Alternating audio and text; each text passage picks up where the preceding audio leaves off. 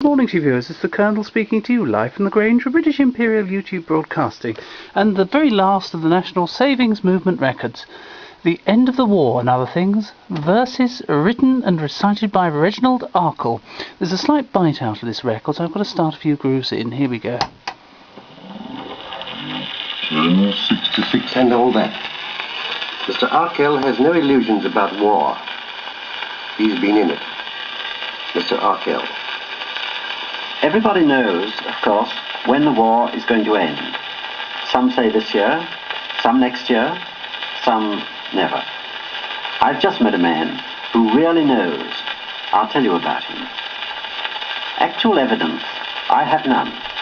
But my aunt's charwoman's sister's son heard a policeman on his beat say to a housemaid in Downing Street that he had a brother who had a friend who knew when the war was going to end. Mr. Arkell had views about iron railings and what should be done with them. London railings are taken down. The country has come to London town. Hyde Park Corner and Marble Arch look like a collar without starch, twice as comfy and just as clean. Kensington looks like a village green. And London's loss will be London's gain if the railings are never brought back again. Now something of a more serious note. His lines to an airman.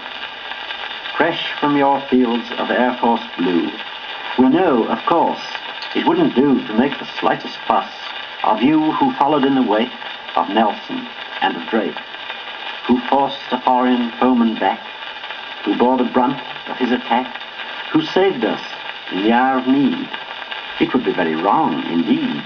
You would be most upset if one of us should raise a hat or cheer a little thing like that. But we shall not forget. We were the many, you the few.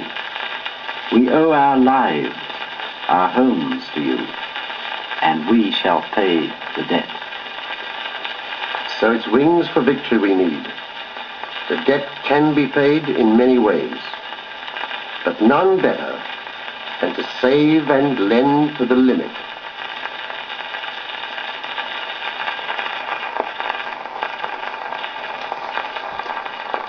There we go, viewers. Thank you and goodbye.